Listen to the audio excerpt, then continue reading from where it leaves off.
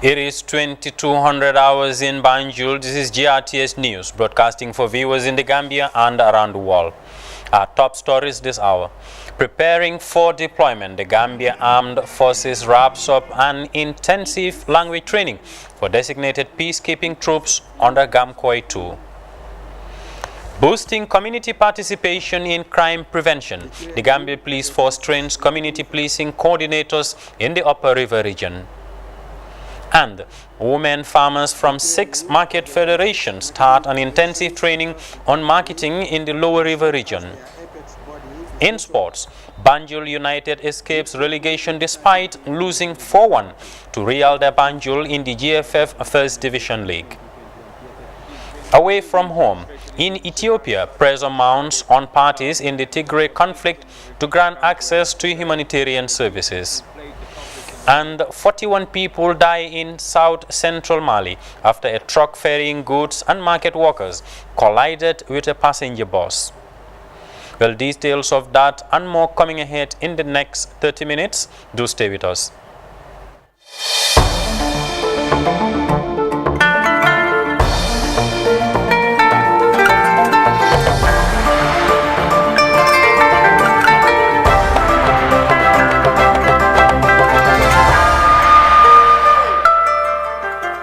My name is Momodou Njai. It's great to have you here. We begin with the Drug Law Enforcement Agency, which has signed an operational memorandum of understanding with its sister agency from the Federal Republic of Nigeria in Kololi. The cooperation agreement penned on Wednesday seeks to strengthen operational activities of both countries in curbing drug abuse and trafficking within the sub-region. Osman Mane reports. The increasing number of illicit drug trafficking and abuses within the sub-region is on the increase, and the Gambia is among the targeted countries by transnational drug syndicates. To stem this illegality, concerted efforts are needed by countries to fight the menace.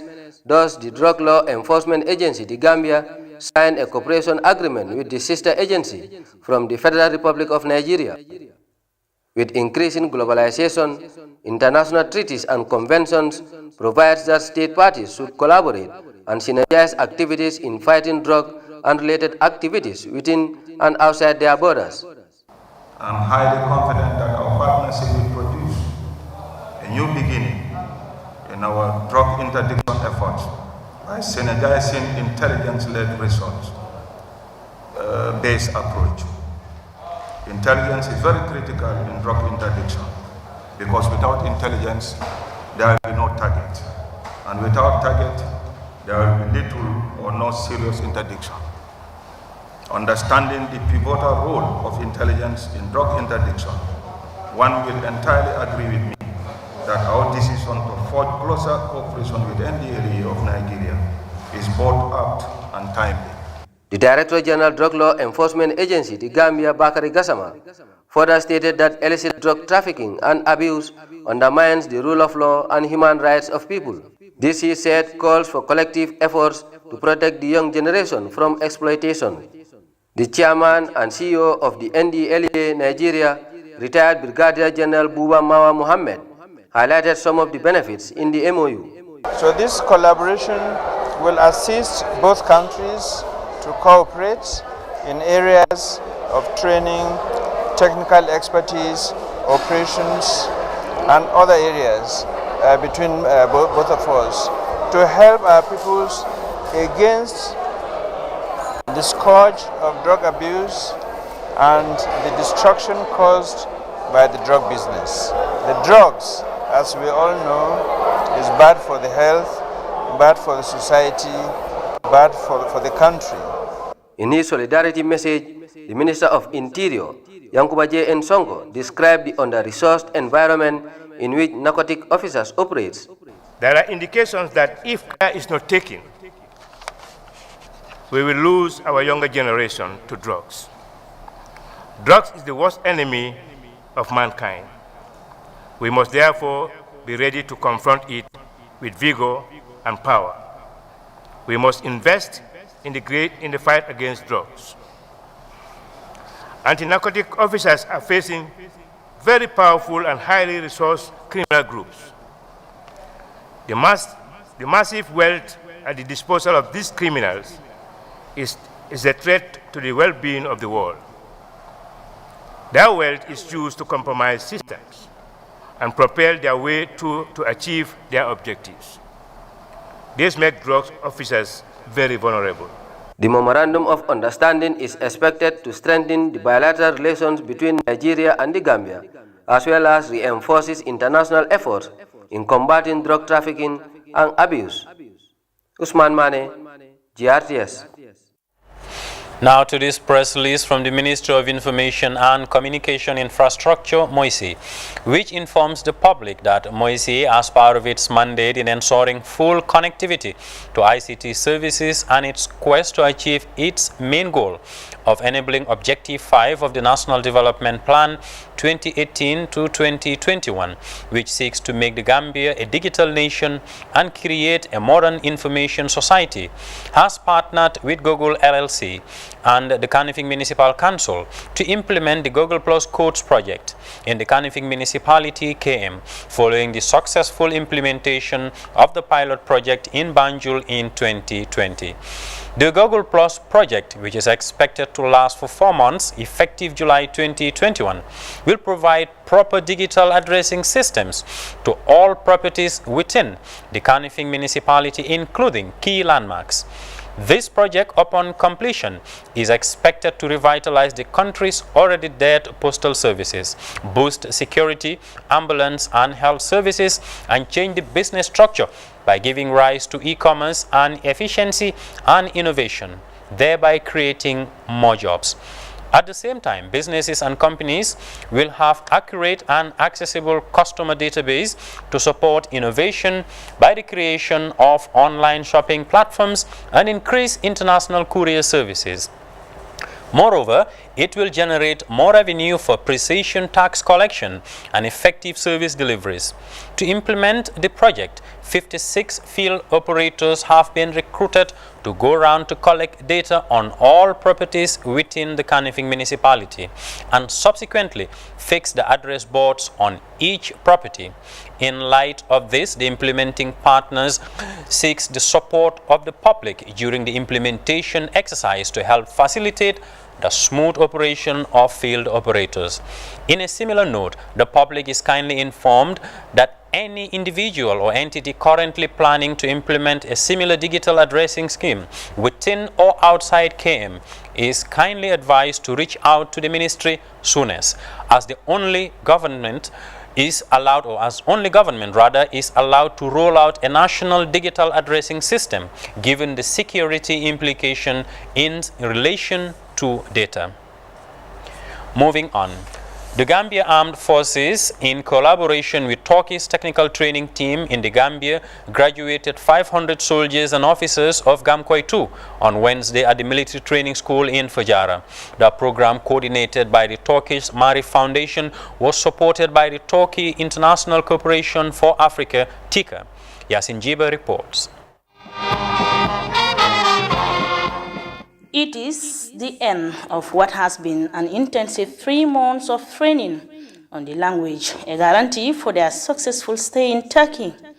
The training will accord the Gambia Armed Forces contingent to learn languages that will equip them in their preparation for a possible United Nations peacekeeping mission worldwide. The course is the first of its kind, involving 500 soldiers divided into 2 batches who are to be airlifted to Turkey for further training. The Turkish language course is one of a series of activities undertaken by the Gambia Armed Forces High Command through the Gambia Armed Forces Training School in preparation for possible deployment of a quick reaction force to one of the United Nations peacekeeping missions worldwide. Reporting on the course outline, the principal Turkish language instructor said an online examination was conducted by Marif Foundation in all countries in the world. They are operating to a certain standard and quality. We did online examination conducted by our Turkish teachers from different countries where the Turkish Marif Foundation operates, to evaluate the speaking abilities of our students. Care was taken to ensure that the results obtained in this way were as transparent as possible. His Excellency Tolga Bemak, Ambassador of Turkey to the Gambia, disclosed that such training is an opportunity to develop language skills that will further strong relations between militaries of the two countries. This is not only a military training program, but also a good instrument in developing our people-to-people relations. In his keynote address, the Deputy Chief of Defense Staff, Major General Mamad Ocham, congratulated the graduating soldiers for their dedication to the services of their country. The course must have broadened your ability and proficiency beyond your ordinary knowledge to areas of learning new languages and skills of doing other things, amongst other benefits. He said the training will strengthen the security sector reform and professionalization of the Gambia Armed Forces for the development of the Gambia. According to officials, the training will serve as a career development of the Armed Forces personnel in broadening their technical and military skills. Certificates and gifts were awarded to the outstanding personnel. For the news, this is Yasin Jiva. A 4-day training for members of 6 market federations in various regions is underway in Mansakonko Lower River region. The capacity building is organized by United Purpose with European Union support under its biofortification project dubbed Baluti Maringo. Alajimbai reports. The training targeting 6 marketing federations across the country, as well as their apex body, the Sosolaso, is part of the implementation of the biofortification project dubbed Baluti Maringo, a local term meaning adequate nutrition. The forum focuses mainly on building marketing skills for marketing federation members across the country, which, according to the Deputy Governor of Lower River Region, Keba Dabo, will enable federation members to compete in both national and international markets for their products amidst the impact of COVID-19. The capacity building workshop will enlighten the members on how to comfortably fit and compete in the regional market of West Africa. I am convinced that this training will go a long way preparing the mindset of the Federation members and cooperative executives to take up the challenge in the efficient and effective management of the cooperative in a general marketing contest. The manager of the United Purpose Biofortification Project, Manfred Bojang, said the training is aimed at addressing lack of markets and other factors affecting horticultural production in the country. Despite the growth potential of the horticulture sector, it is constrained by several factors, including a lack of access to markets and market information services, both local and international, but also inadequate processing and marketing facilities and seasonality of production due to poor production organization, land and water management systems. We are hoping that this week's training will orient, but also together explore with the marketing federation members strategies on how to advocate for a shift to a more market-oriented production. Rosie Bishop of Kapla Horizon, a UK-based organization contracted to conduct the training, said the capacity building is crucial to the development of agriculture and the welfare of women farmers. Our objectives are to develop a business mindset for vegetable production, to understand how to be successful at marketing, to better promote the strengths of the Federation, and to take ownership over the sustainability of Sosolaso. We believe that Sosolaso can play a vital role in influencing agricultural policy in the Gambia and advocating for the rights of women farmers. The president of the Sosolaso Federation, Jimbi Sise, thanked organizers for the initiative, saying it will enable them to enhance their businesses. She said that similar past trainings have immensely improved their livelihoods. Alajimbai, GRTS News.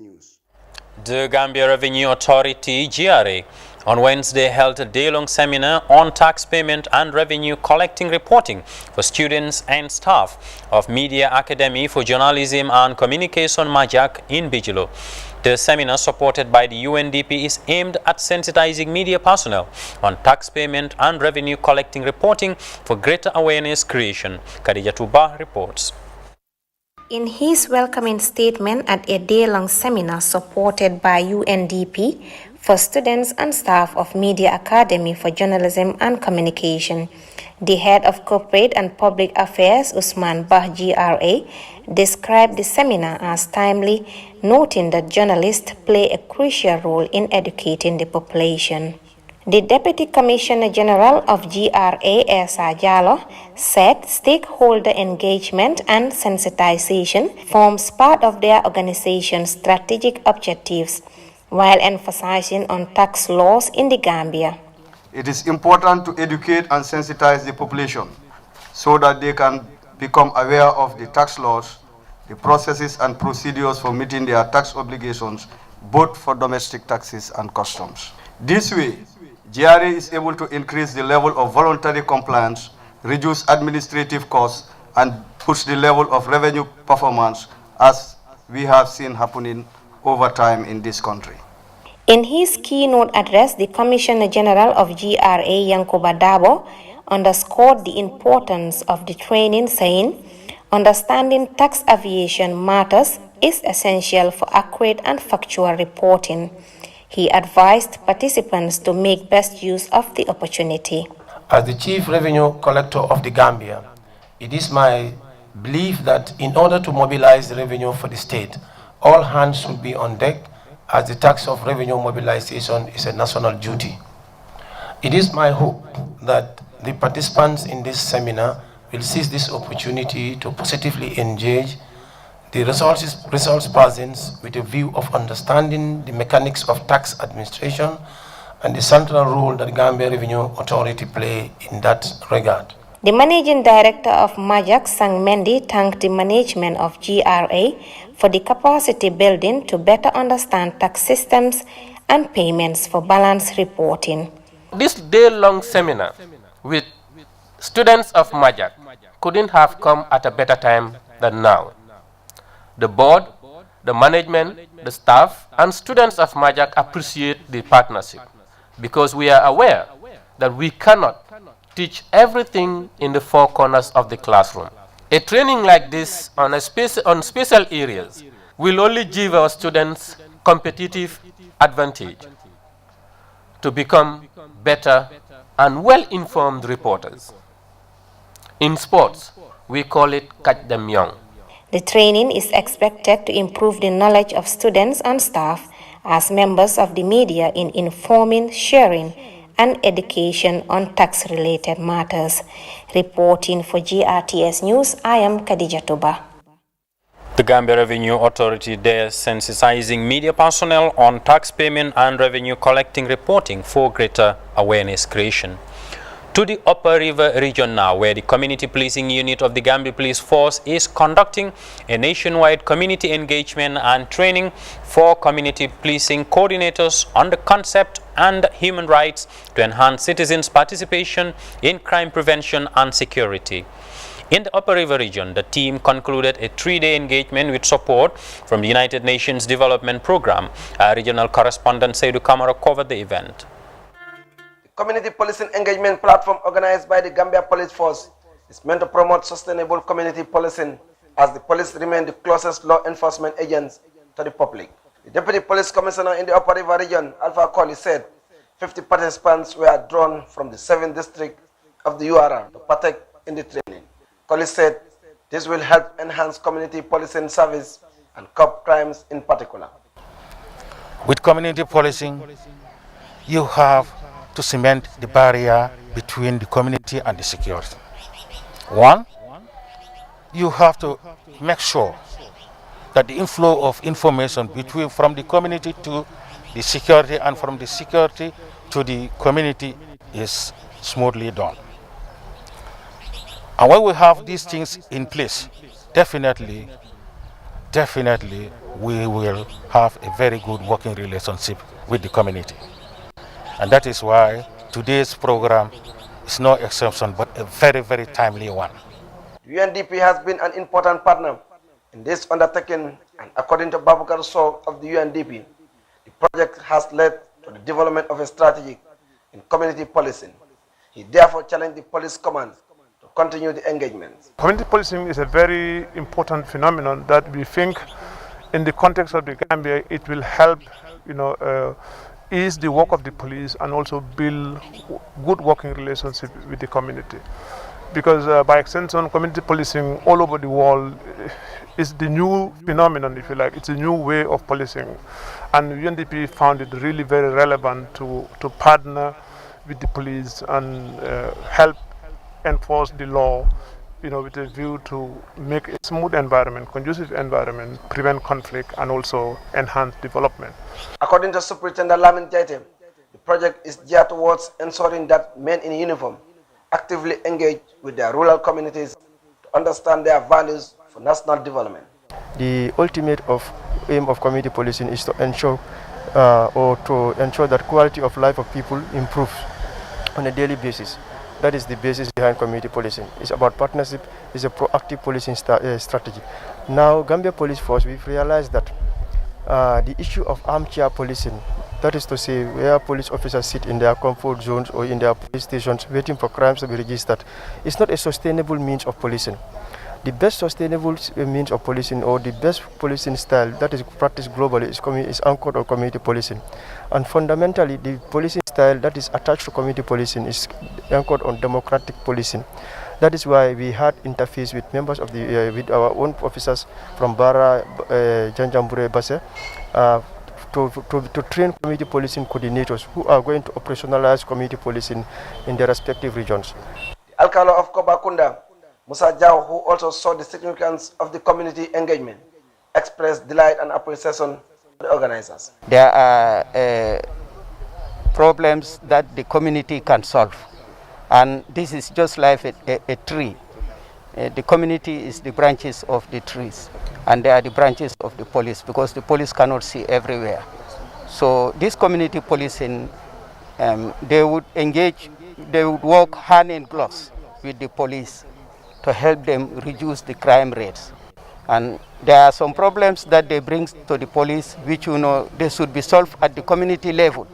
So they shouldn't be brought to the police, because after all, they start to say again, we are all the same community, and it will bring a breakdown of communication within the community itself. Police occupy a vital position in any democratic society, and their relationship with the public influence how they are perceived and supported by the public. And this engagement is one of such platforms designed to help the police carry out their duties effectively. Saidu Kamara, reporting for GRTS News from Basse, Upper River Region. You're watching GRTS News live, coming from our headquarters in Kanifing. Time now for our first break. We'll take a look at news beyond our borders when we return. Do stay with us.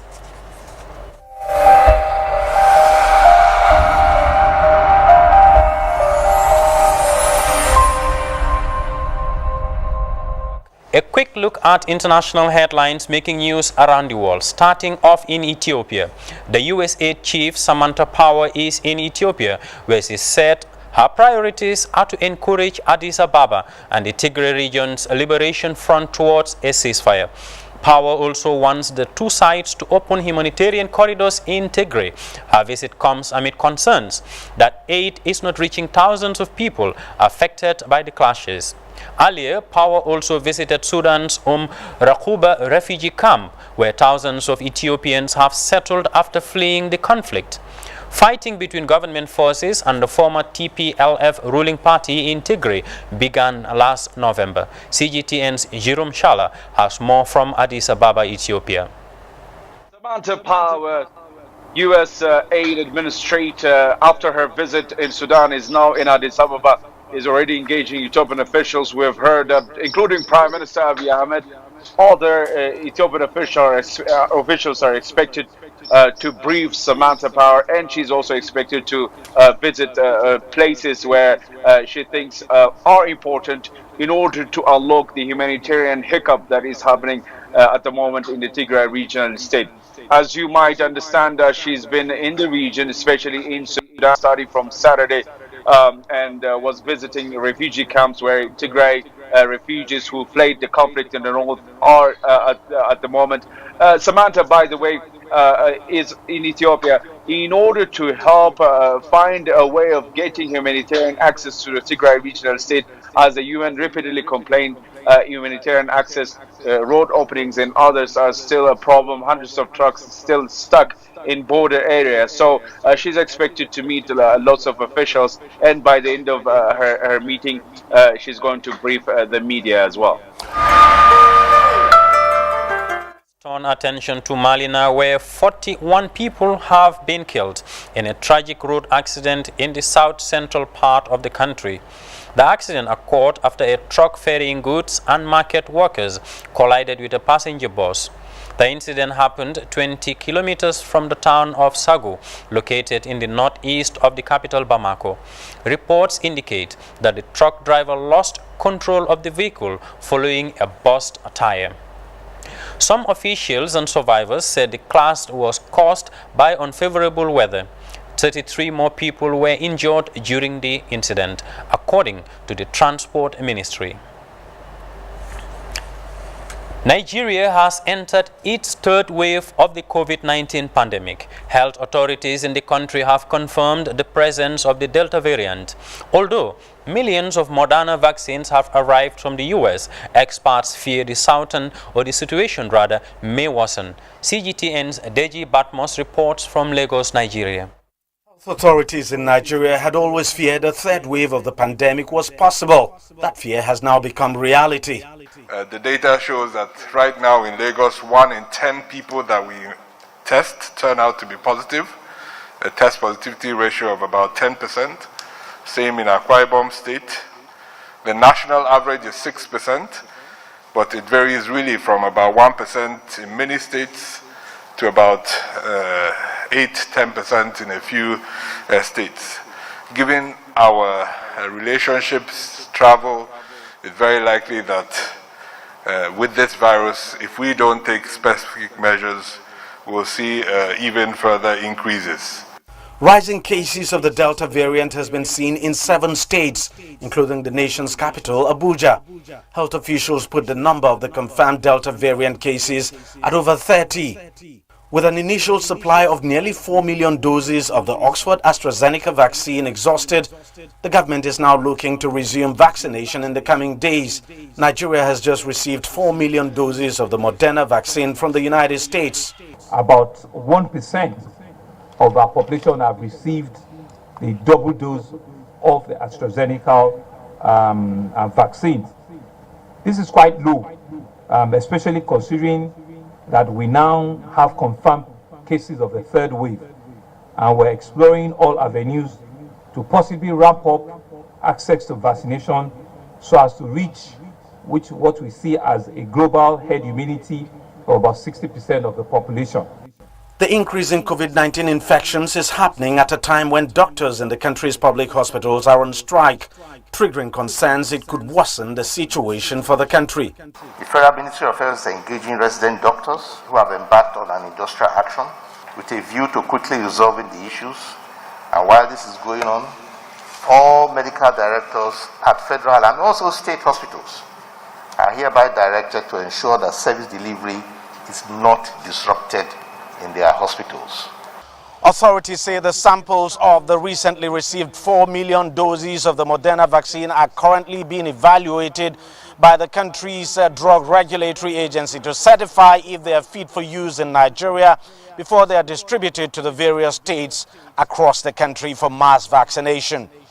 Deji Batmos, CGTN, Lagos, Nigeria. Now, COVID-19 survivors in Uganda are battling social stigma related to the virus. Many are telling tales of how difficult it is to integrate into society after recovering from the virus. Rita Asimire contracted COVID-19 at the end of May.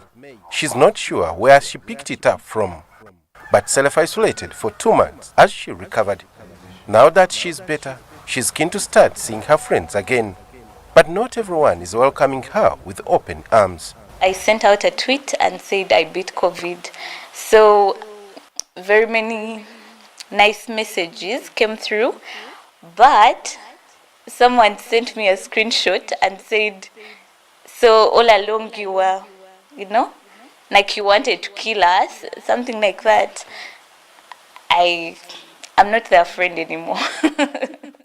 She's not the only one facing COVID-19 related stigma. Stigma is real. You see some of these things, you just hear about them and they fly, but losing both your parents within a spell of like 7 days of each other, it's that the whole village gets to know what exactly it was. Some of them didn't want to pass near the gate. But the interesting bit was the border guys, that people, hey, can you come and pick me up? They were not there. There is little data to show how many people have faced COVID-19 related discrimination in Uganda. But psychologists say fear and anxiety around catching the disease is feeding the problem. As more people beat the virus, health activists are urging local authorities to extend psychosocial programs to the community. They fear that if the services are not extended to COVID-19 survivors, more people could suffer mental health problems. Uganda has so far recorded more than 94,000 cases and 84,000 COVID-19 recoveries. We have lost so many people to COVID, so you don't know when. There's anxiety of either catching it, there's anxiety of exposure to it, there is anxiety of after you have tested, how do you relay this information that I have tested actually positive? So there's a lot of things going on, like also social stigma. Uganda's health ministry is now sending health workers into communities to create awareness on how to interact with COVID-19 patients. Hopefully, such interventions could help recovered patients like Asimile to socialize easily. Hilary Isga, CGTN, Kampala, Uganda. Another quick break. Sports news is up next. Stay tuned.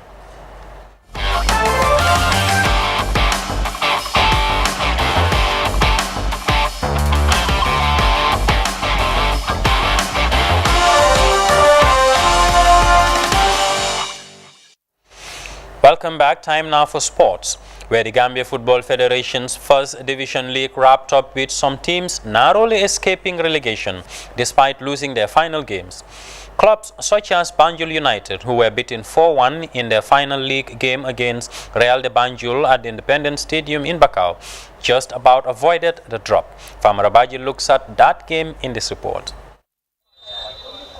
This was one of the decisive games in the relegation battle, as several teams fight for survival on the final day of the 2021 GFF Division 1 league season. While some of the final round of games were just for formalities, there was still everything to play for in this old Banjul encounter between Banjul United, who were fighting for their lives, and Real de Banjul, who were chasing a second place. On a wet pitch, Real showed how the evening was going to be for Banjul United after just 10 minutes, when defender Mamadou Mane skid the frame with a shot, and 2 minutes later, Banjul United powerman Guy was dispossessed, and Ibrahim Singate ran quickly to put Real ahead with a calm finish. Knowing what was at stake, Banjul United were forced to up their game and started asking questions from the Real de Banjul defense, with Musa Jaju forcing Lamin Sedi into a good save. Banjul United were going to slip further again, as Real's quick attacking move saw midfielder Kajali Drame set up mode Lamin Demba, who finished brilliantly to double Real's lead. Banjul United were well known for possessing football, coupled with incisive movements, and anytime they attack, Real will always have some defending works to do. But already on the ropes, Banjul United hopes of a fight back were dented a blow as Real de Banjul added a third goal, when Kajali Drame fired home a tight angle shot to make it 3-0.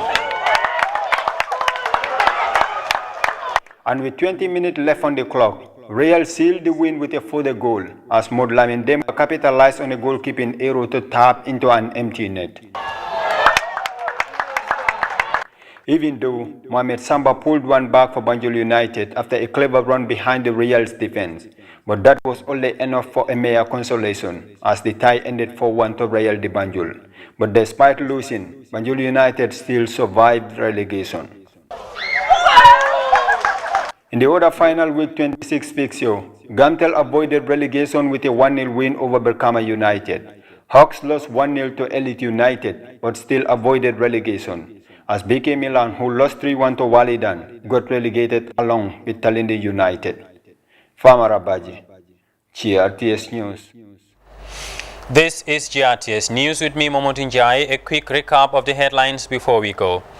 Preparing for deployment, the Gambia Armed Forces has wrapped up an intensive language training for designated peacekeeping troops under Gamkoi 2. Boosting community participation in crime prevention, the Gambia Police Force has trained community policing coordinators in the Upper River region. And women farmers from 6 market federations have started an intensive training on marketing in the Lower River region. In sport, City Club Banjul United escaped relegation despite losing 4-1 to Real de Banjul in the GFF First Division League. In Ethiopia, pressure is mounting on parties in the Tigray conflict to grant access to humanitarian services. And 41 people have died in south-central Mali after a truck ferrying goods and market workers collided with a passenger bus. Well, that does it for this edition of the news at 2200 hours. Thanks for watching, and do stay with GRTS. Until then, stay safe and always follow COVID-19 precautions.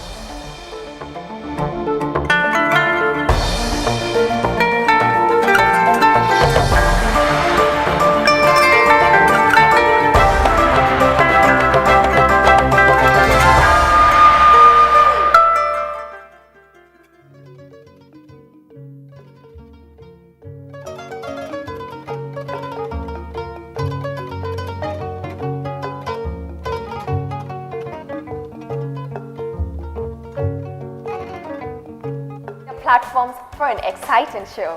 You can also watch us on GRTS TV every Sunday at 8:30 p.m.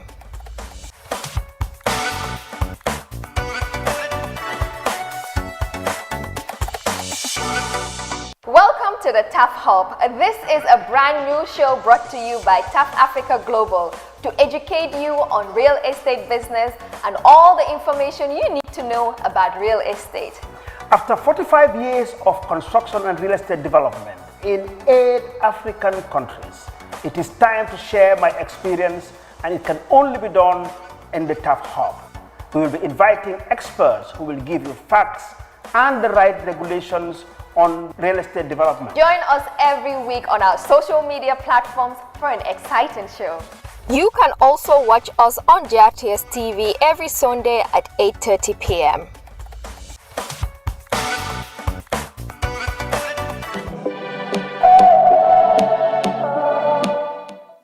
mbokk mi yow li nga nar a dégg dina la neex lool a brand new show boo xam ne dafa am entertainment am fun am mbégte yoo xam ne ay surprise rek laa nekk mbokk mi 5-6 is the brand new one Seydina Omar war cee ànd ak suma jigéen jaañ naar waaw ba tax na foofu laa koy jëlee rek na leen dañooy delloo buum ca mboy mboy ga xam